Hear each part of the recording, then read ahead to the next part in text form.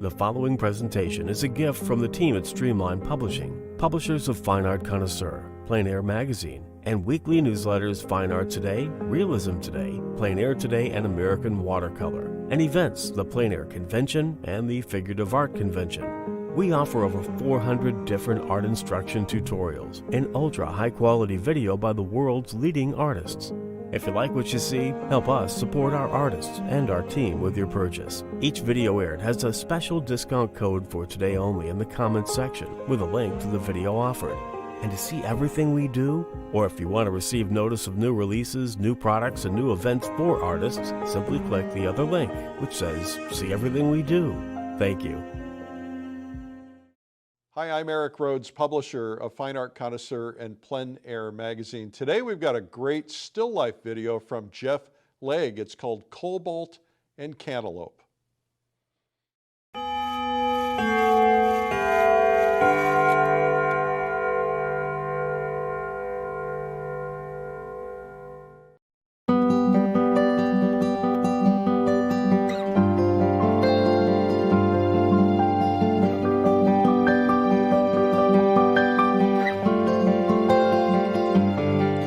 Hi, my name is Jeff Legg, and I'm here this morning to talk to you about still life.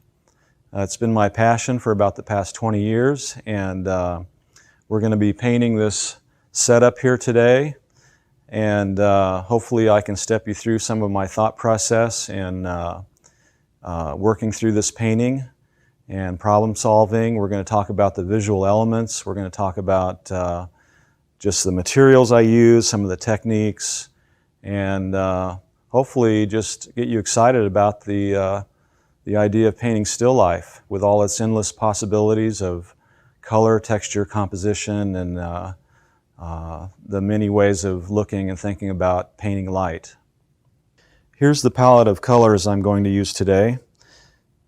Alizarin Crimson, Cadmium Red Deep, Cadmium Red Medium, Cadmium Orange, Cad Yellow Medium, Cad Yellow Light, Cadmium Lemon, Naples Yellow, Yellow Ochre, Sap Green, Viridian, Cobalt Blue, Ultramarine Blue, Transparent Red Oxide, Umber, Ivory Black, Flake White, and this is Mirage Medium. Now I'd like to talk to you about the surface I'm working on today, which is a 1/8 inch masonite panel that's been pre-gessoed and then toned with raw umber and a little bit of cobalt blue to cool the mixture. And it's just simply applied with a brush and maybe a rag to give it more of an uneven surface. Many times in my work, the background will show through in places, and that just lends itself to a little bit more interesting painting. Also, I should talk about the smoothness of the board. It's very important to the luminosity of the paint that the board is not too rough. The paint, well, the light shines through the paint and bounces off the smoother surface, giving the paint a little bit more luminosity. And also the smoothness of the board, although it's not very forgiving, it does show every brush stroke. It will take a little more practice to master working on a smooth surface, but the beauty of it is that your brush strokes are there for the texture and directional gesture, and you can just build up some wonderful surface texture on a smooth surface like this. I'd also like to talk about brushes today. And I use mainly hog filberts, bristle filberts, and from various sizes. And I paint mainly with the filberts, but I also have a few synthetic sables in here, which are nice to have. The synthetics are easy to clean. They don't wear out as fast as real sables, so I don't even bother with real sables anymore. I'd wear them out so quickly. I've got a fan brush here, which is nice for breaking some edges. I've got a small round soft brush here for some detail work, and some smaller filberts, both the synthetic sable and the bristle, as well as a nice wide synthetic sable here, which is nice for breaking down or knocking down a background or smoothing out areas in the painting, and a painting knife here, which is well used and very flexible. Some of the principles in painting I wanted to talk about are what I call the 6 visual elements of painting, starting with composition, and then color, value, drawing, and edges, and then as well as surface. When we refer to composition, we're talking about, well, all of these visual elements, I might add, are all about relationships. And the composition is placement relationships. And it's just basically determining the location of all the essential subjects in your painting and how they're arranged. And I like to think about composition much in the same vein as music. Composition has rhythm, movement, and harmony. And so these are the things that I strive for when setting up a still life. In a nutshell, just make it interesting. Make it visually interesting to look at. Repetitious, but also interesting at the same time. You have the rhythm, you have the movement, how your eye moves through the painting, and the harmony of everything, the similar items mixed with other shapes that are maybe not so similar.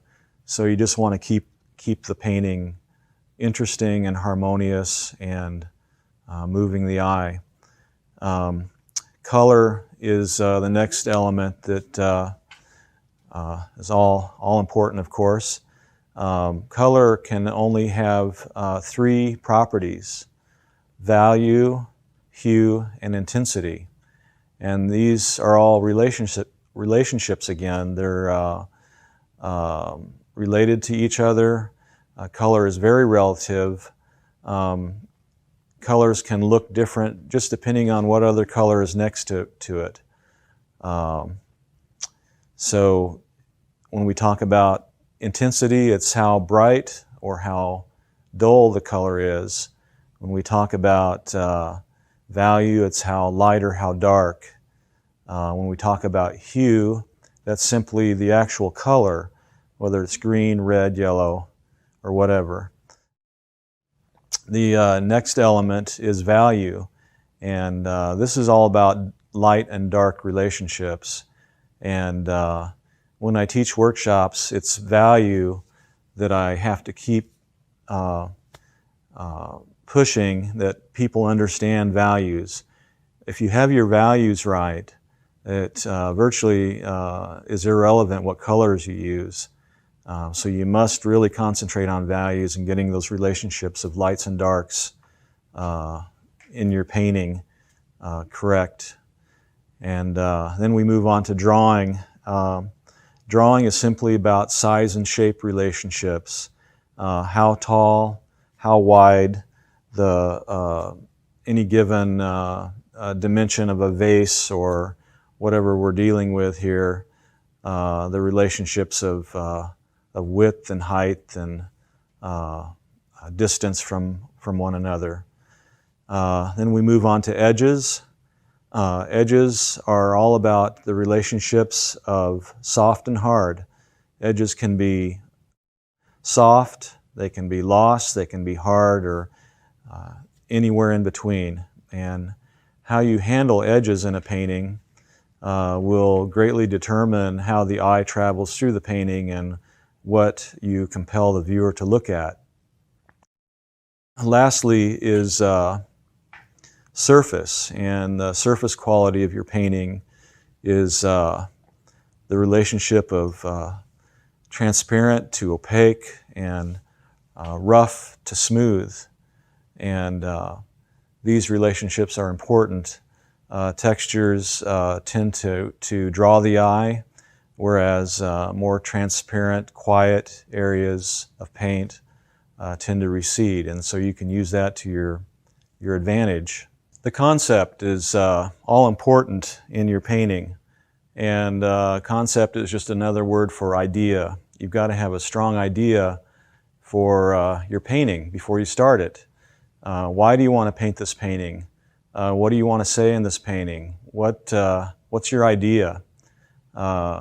Is it about color? Is it about texture? Is it about rhythm? Is it about the light? Is it about mystery? There's infinite number of ways to think about your concept, but the important thing is that you have a concept. Why do you want to paint this? What caused you to come up with these ideas for your painting? Do you really want to paint this? Is the prospect of painting it exciting to you? And if the answer is no to any of those, you might want to back up and really think about what you want to paint and just really get excited about the painting. My process starts with a thumbnail sketch, and this is not really a thumbnail, but I needed to make it large enough for this video. And I start with an idea in my mind for the painting, a concept. In this case, I knew that I wanted to use a cobalt cup that I've painted many times before and contrast it with the beautiful orange of a cantaloupe slice. And so I worked up this sketch, basically just simple shapes of values and some leaves. Just the very essential elements are put into the sketch, and it's just done from my head. Normally I would do it maybe 2 inches square, just a little thumbnail sketch. Again, for the purpose of this video, I've made it large enough for you to see here. But so once I have the thumbnail sketch done, then I can begin setting up the actual still life. And we have here the rose petal, which is in balance to the other roses in the painting. And the idea here is for the leaves to lead you into the painting. And as you can see, the leaves even get more red, more similar to the color of the cantaloupe as they come in. And then you've got the nice contrast of the grapes against the orange, and the sweep of the melon up to the rose. You'll have this intense cobalt color, which will be very luminous and will hold you in the painting. It'll be very compelling. And then hopefully your eye will circulate back up to the leaves and back down and through the painting again. So basically you want the viewer to be able to continue to look through the painting, always keeping it interesting, but not want to leave the painting. All right, let's get this painting started here. As we're getting going here, I want to talk a little bit about the Merge medium, which is basically a medium that helps speed the drying time of the paint. Depends a little bit on the batch of Merge that you get, and also the weather conditions, if it's humid or dry out. But as a general rule, the paint should start to dry probably in about 3 hours, 4 hours. It'll start setting up, which will allow me to come back the second day and do some glazing, which I'd like to show you a bit of. Now, to start the painting, I'm going to take a little bit of Merge and just spread a little bit on the surface so that I'm not painting on just a dry surface. This will do two things. It'll help the paint to adhere to this slick surface a little better, and it'll also allow my brush to slide a little bit smoother and easier across the surface so I can get nicer brush strokes. So just a very light coat, not too thick at all, just enough to get it wet. One thing that you really want to do, try to do, before you start your painting, and I'll even just sit in a quiet room and do this, I'll try to visualize this setup as a painting. And we all had imaginations when we were kids, and they tend to go away as we get older, but if you can exercise your ability to visualize what you're seeing and what this is going to look like as a painting, and virtually step through everything, see yourself painting this, the different passages, try to work through the maybe some of the more difficult areas that you find confusing, and have those worked out before you start, or at least try to work them out. There's always surprises, so you can't work out everything, but you can certainly kind of give yourself a little bit of a roadmap.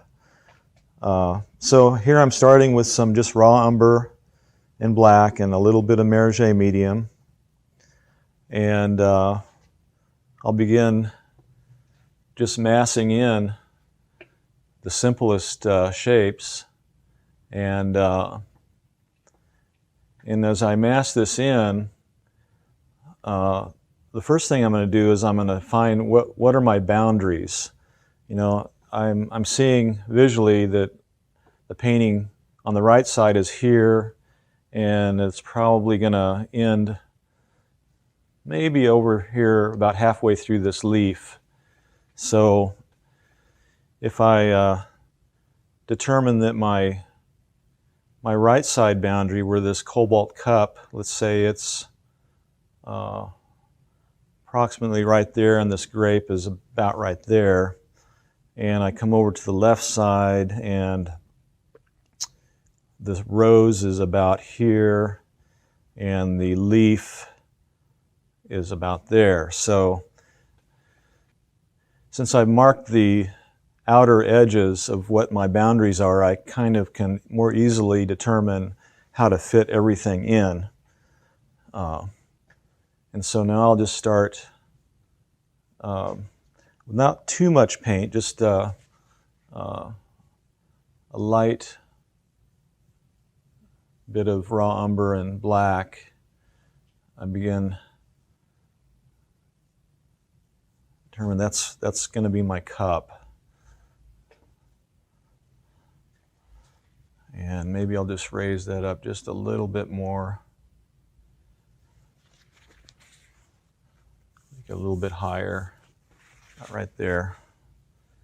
And then the tabletop will be right through here. That's this front edge.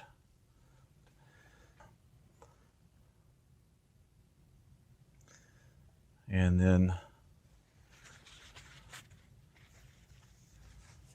so this is my cobalt cup and my cantaloupe. They're the star of the show, so to speak. So I'm going to go right in and just block those shapes in.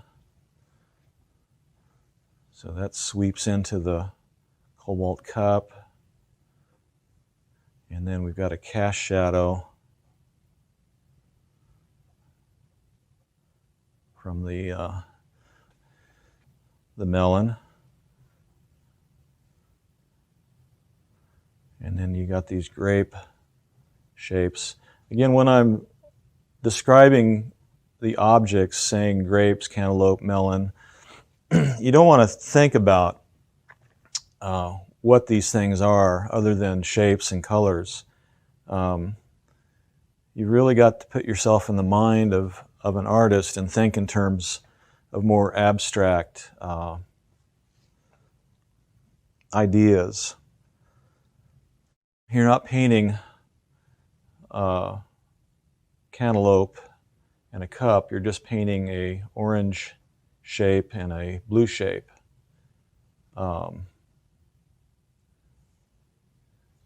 And this shape of the rose here.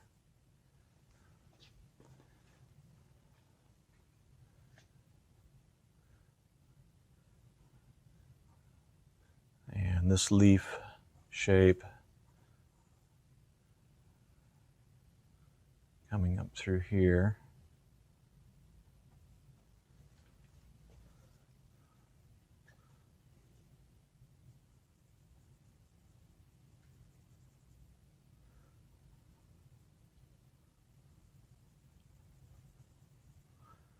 And then I see a cast shadow coming through here, which is from this other leaf.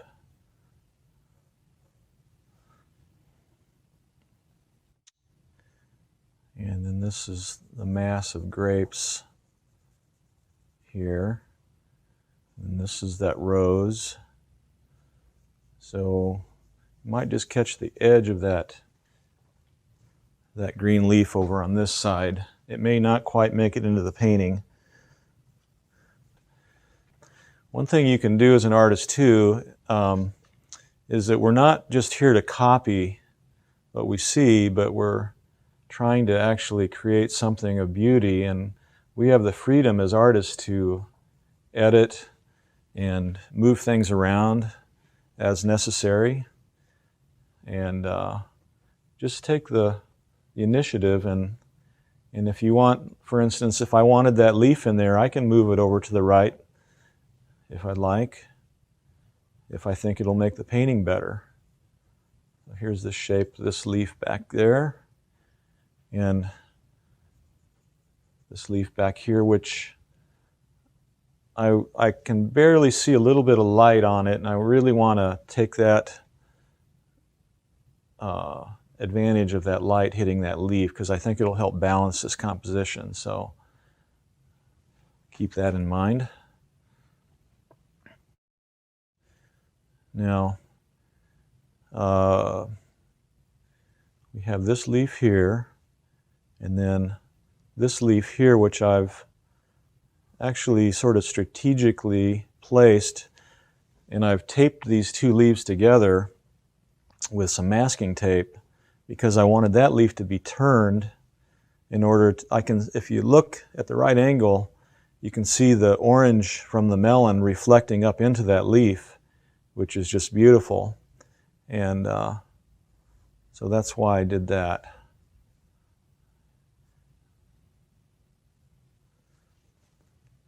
There's that leaf there, and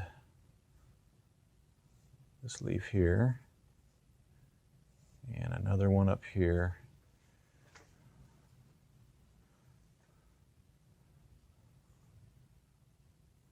And then I see a leaf shape back here, and another one back here.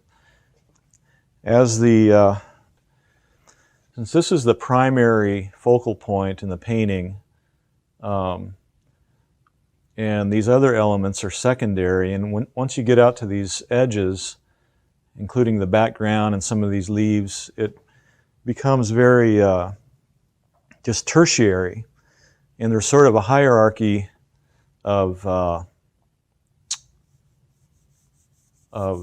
subject in your painting.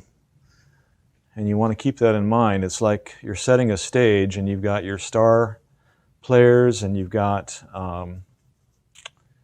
your supporting cast, and then you've got all your set and props and kind of the tertiary things as well.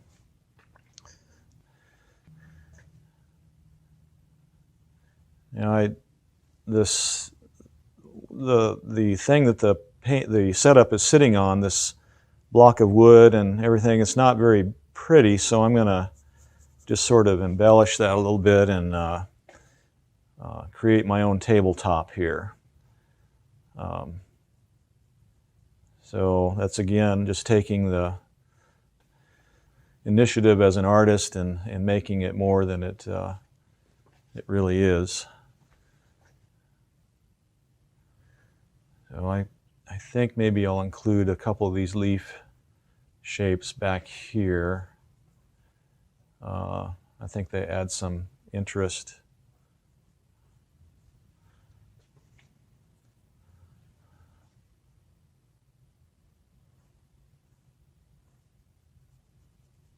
Again, I'm not being real specific, trying to be accurate in my placement, but I'm not, you know, being a slave to detail right now. I'm just trying to get some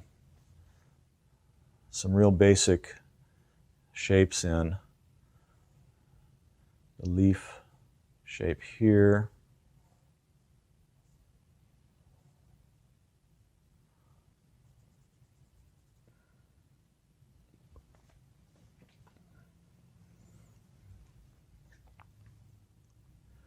And this leaf hangs over the table. You get this really nice shadow.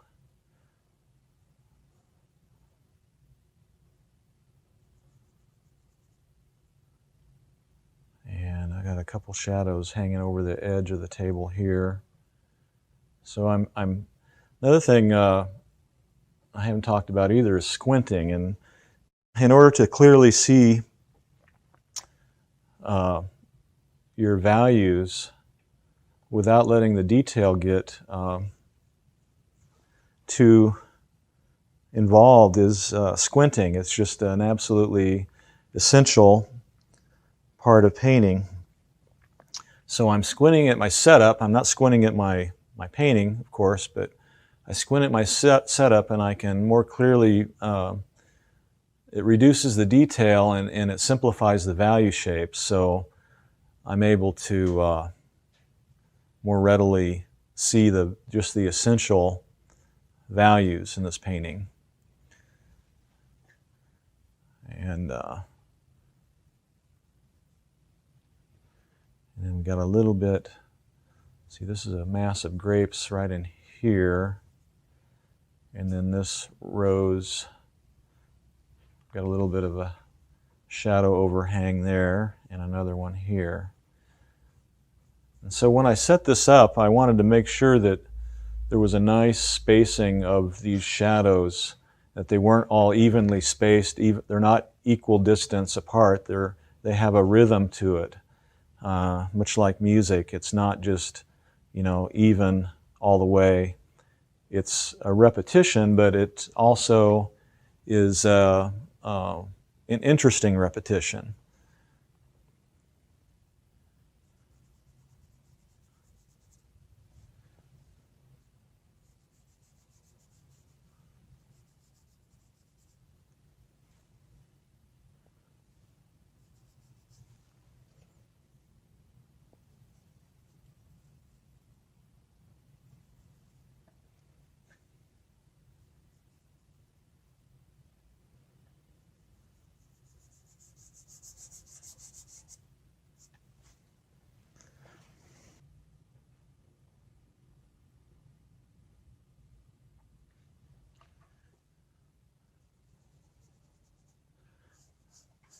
I'm going to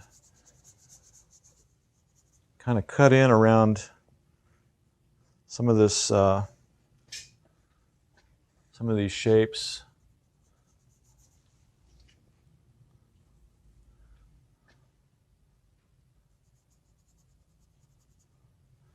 So that leaf is a light object against this dark background. Again, this is all just the very initial lay-in, and it's all, monochromatic. No color yet at this point.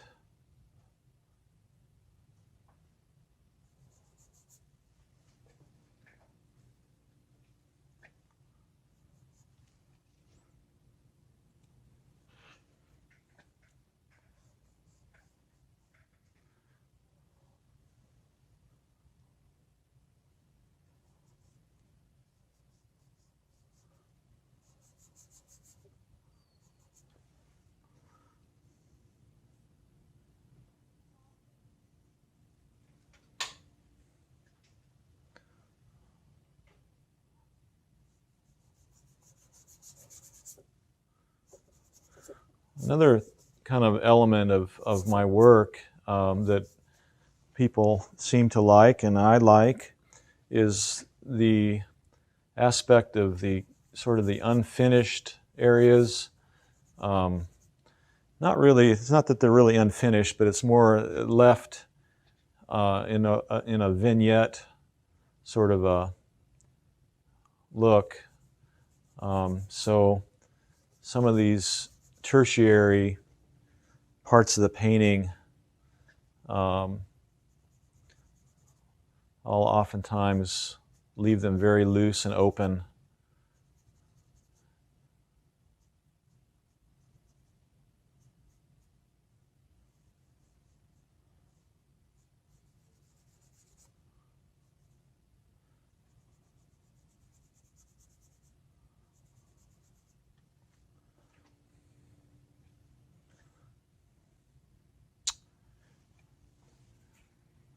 I'm kind of losing sight of some of my leaf shapes here.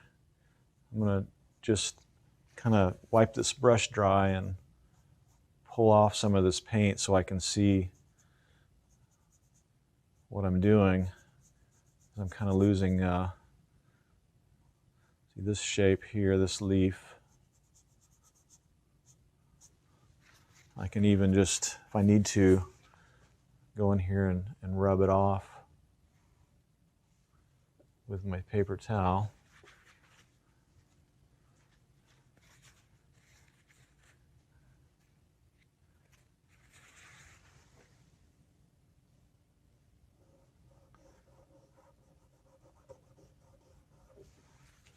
That leaf.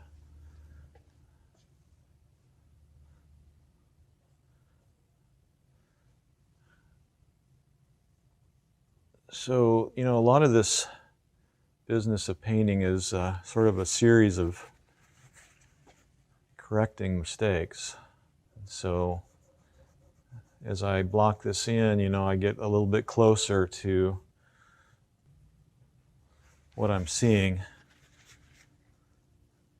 May not always be exactly right the first time, but the neat thing about oil is that you can make changes very easily. Now that leaf is right in there.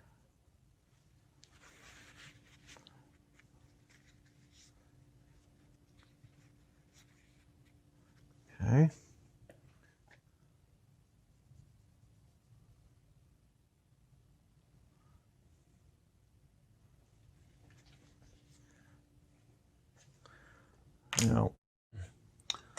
So that I don't have a lot of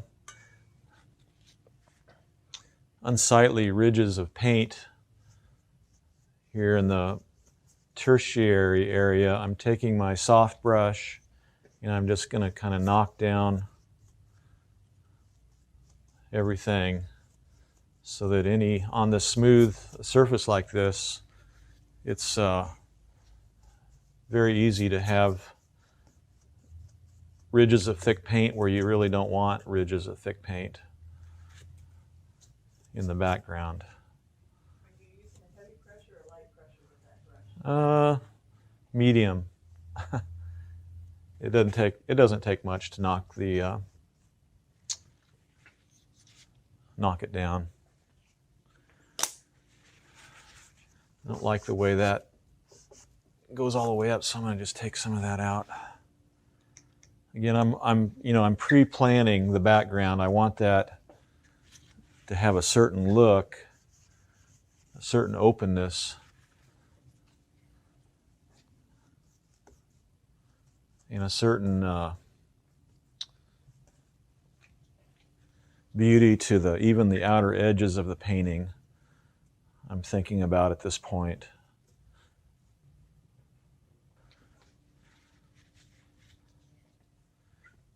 Again, this is all very thinly painted, so once I start adding color, there's going to be very little of this raw umber and black that will become part of the paint or contaminate the color that I put on top. But and also that's one factor there is just how you apply the color and how much paint you use, how well you can cover over this lay-in, and that is really just takes kind of experience in doing it.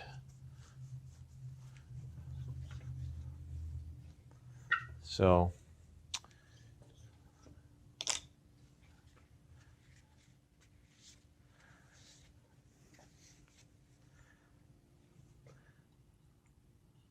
just going to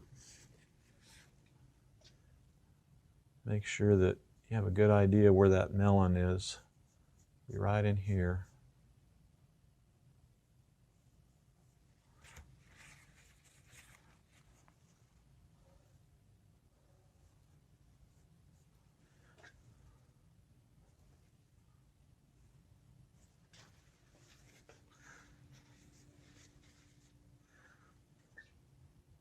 I'm not even going to bother with those grapes hanging over the melon at this point, because the melon slice is going to have to be painted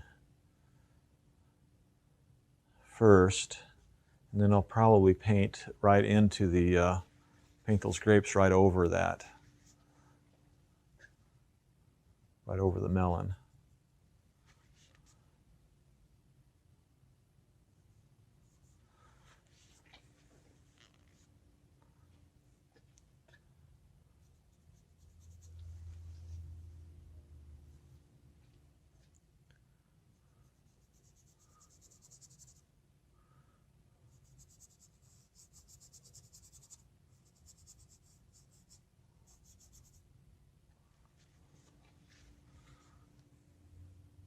Now I think I'll pull a little bit of more leaf shape out, because I really want to keep in mind that these leaves help lead the eye into your eye into the painting. And then this one is a little bit bigger. And then that one that we're going to see the reflected light underneath it.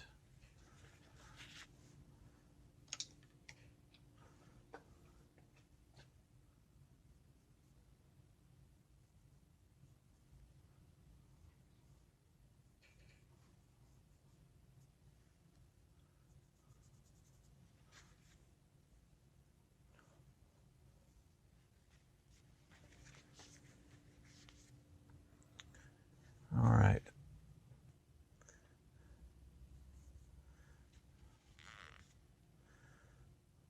This is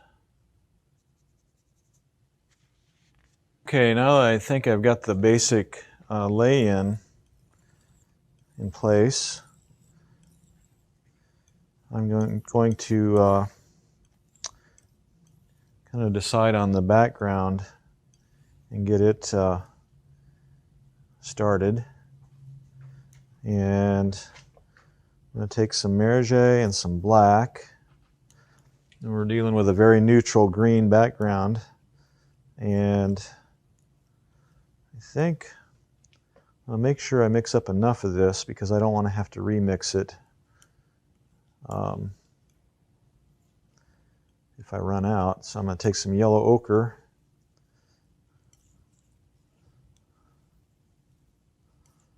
and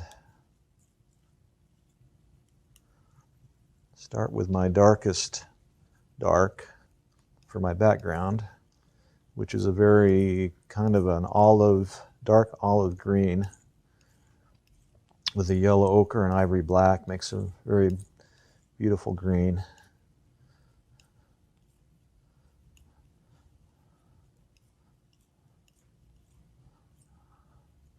And I think I'll take a little bit of that, leave a pile of the dark, and then I'm going to mix up a pile that is a little bit lighter in value.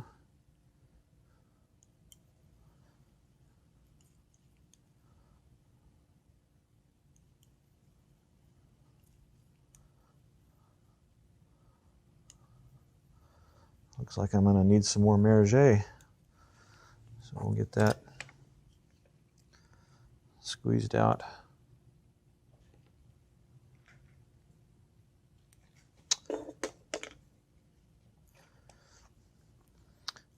For those of you who have never used Merge or wonder where you get it, you can go to my website, jefflegg.com, and I have my complete material list under my workshops heading, and it tells you where you can get Merge medium.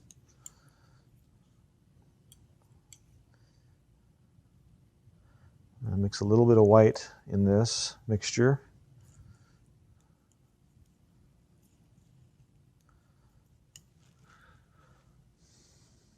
A little bit more yellow ochre. So I'm just trying to get a little bit lighter version of that same color.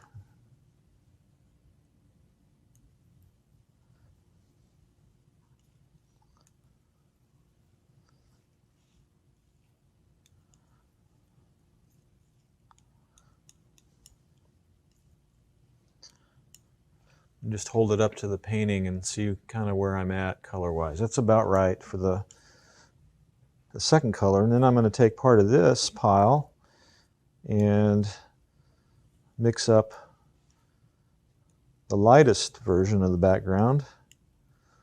So I'll add a little bit more white to that, a little bit more yellow ochre.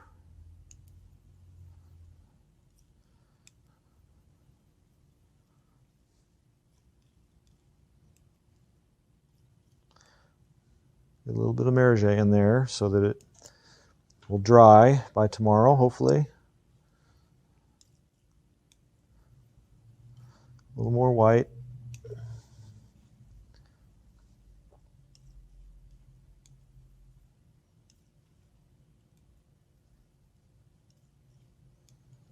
Let me look at that up there. Yeah, that's about right.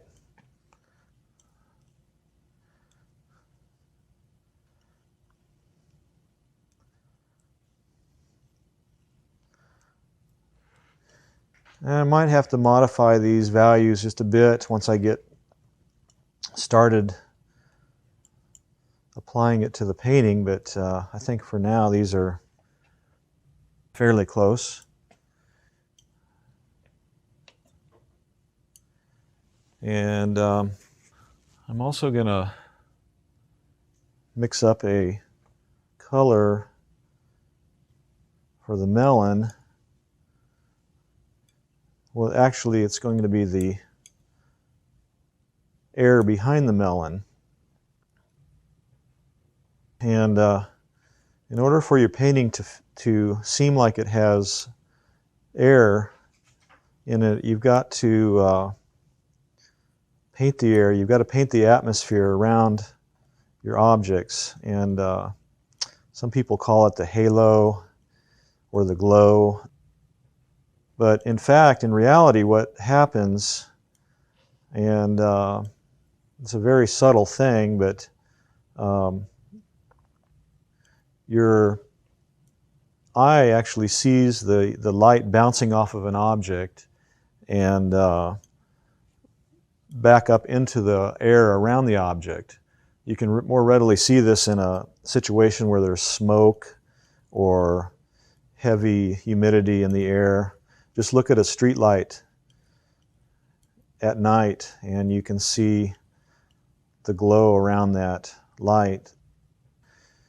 Well, the same thing basically happens when light strikes an object. It bounces off that object and back into the atmosphere around the object. So it essentially makes the atmosphere have a little bit of that color, a little bit of that light around the object. And again, you can't overemphasize or overdo that because it'll look rather contrived, but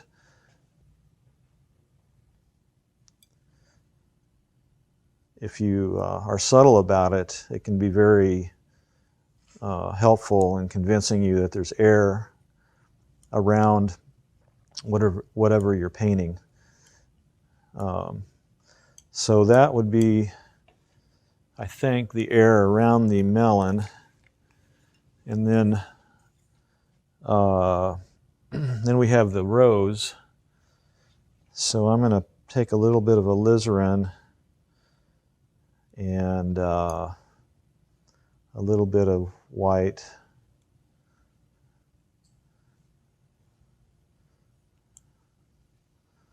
And we'll use this for the air around the rose.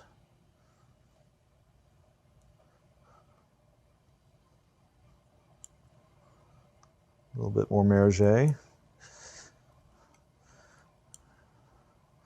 I'm just trying to get these in the kind of the ballpark of the right value. Hopefully I'll hit it the first time. If not, I'll just make some modifications.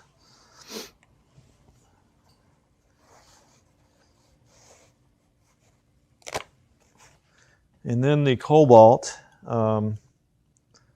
is going to have some air around it as well, and I'm going to mix up a little of this ultramarine blue and a little bit of white, and hopefully that will work.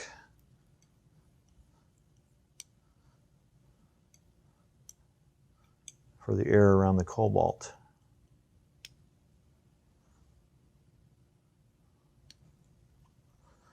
Okay, so I don't need a lot of this color, so I'm mixing up fairly small piles of paint for this.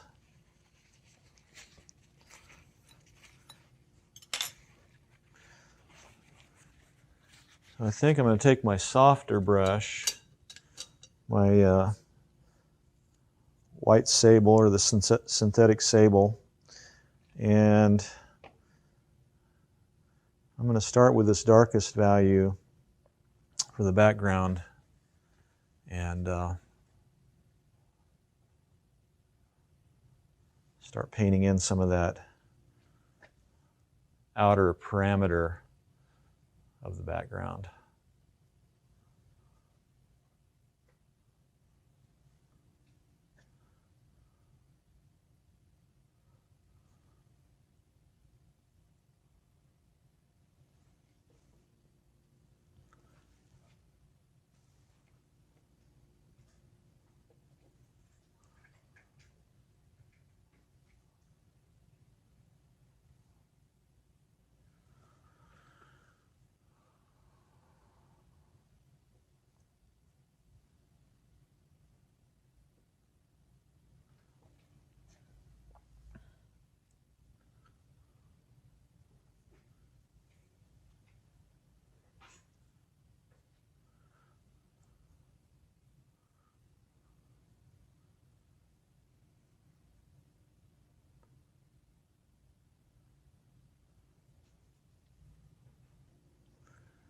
So I'm just painting right up to most of these objects. However, this is the darker value, so I'm I'm just sort of keeping it in the outskirts of the painting right now, because I'm going to come in with the other values here in a minute, and you'll see how I'm going to handle that.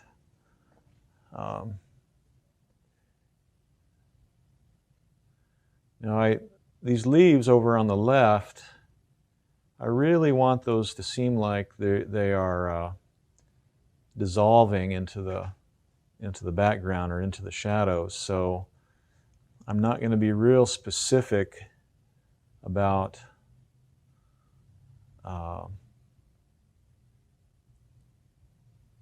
painting all the air behind those. I want to keep that rather thin, rather vague, maybe a little mysterious in a way. I think I'll come in and just try to maybe draw in a little bit of the stem.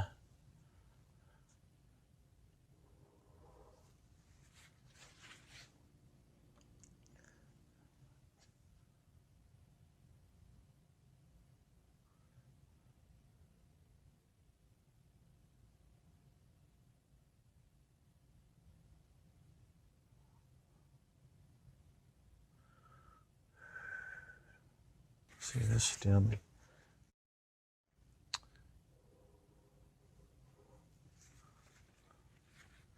comes in there.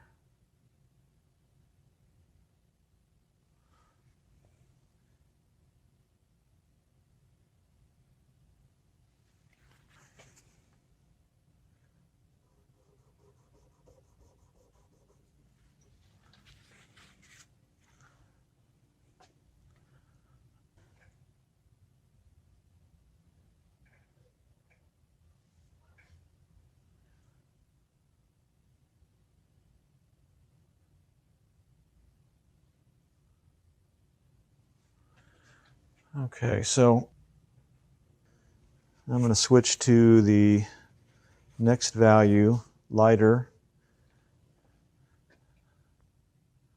and we're going to come in here with that.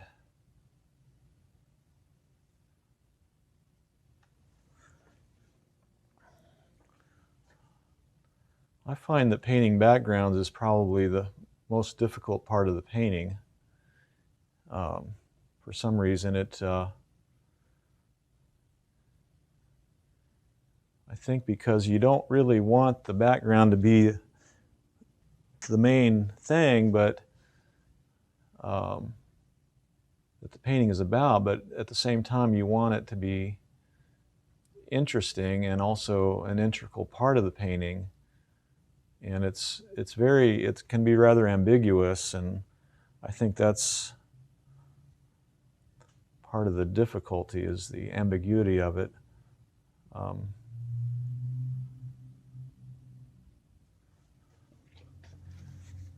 going to go to the lightest value, and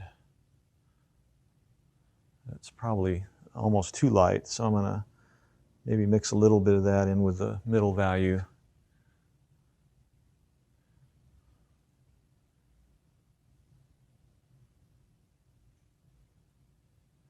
Bring it in around this leaf.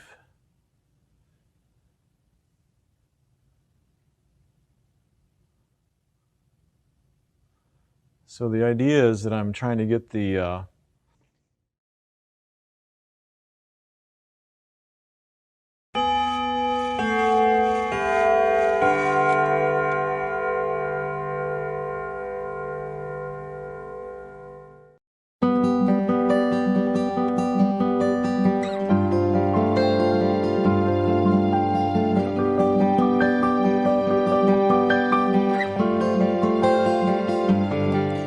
Hi, my name is Jeff Legg, and I'm here this morning to talk to you about still life. We're going to be painting this setup here today, and hopefully I can step you through some of my thought process in working through this painting. So here I'm starting with some just raw umber in black and a little bit of Merge medium. And if I determine that my right side boundary, where this cobalt cup, let's say it's approximately right there, and this grape is about right there, and I come over to the left side and the rose is about here and the leaf is about there. So this is my cobalt cup and my cantaloupe. They're the star of the show, so to speak. So I'm going to go right in and just block those shapes in. And this leaf hangs over the table. You get this really nice shadow.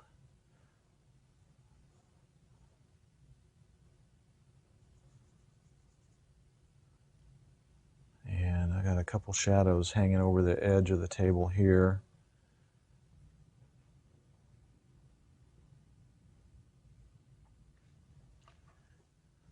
Maybe a little bit more blue and less black.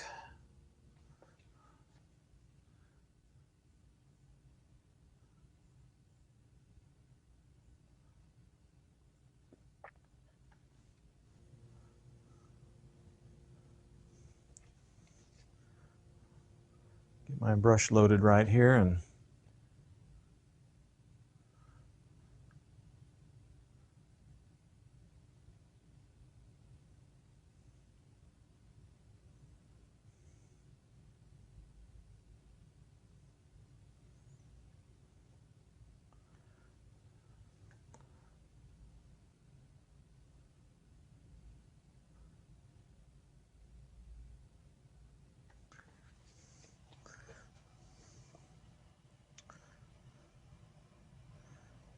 take a little bit of this tabletop color, and I'm just going to mix it right into the rose color.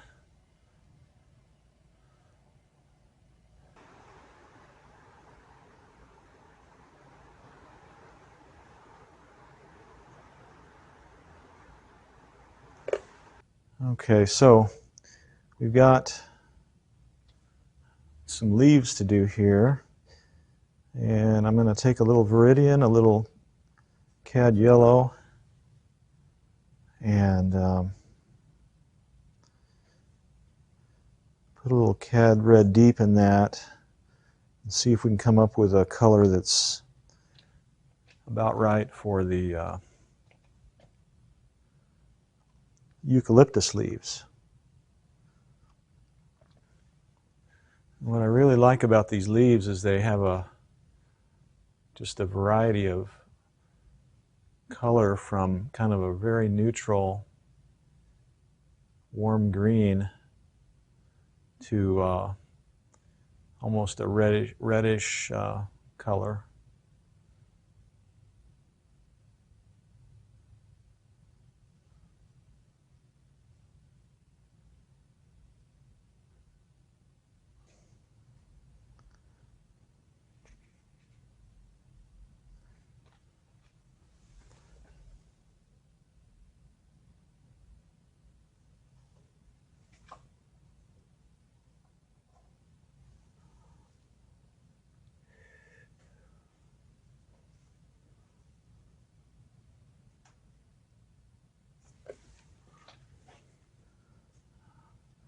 I just really enjoy seeing these reflected lights.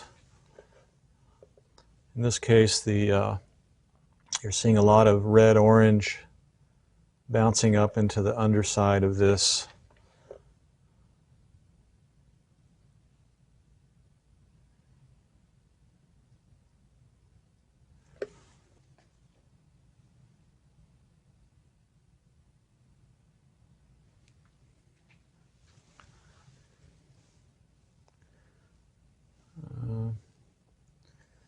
You have to kind of pick and choose what you want to include. You don't need to include every stem. We'll just try this one right through here.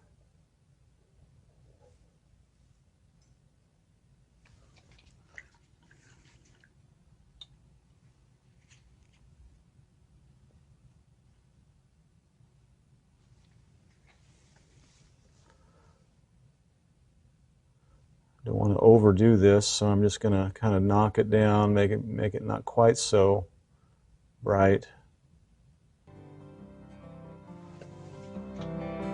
There.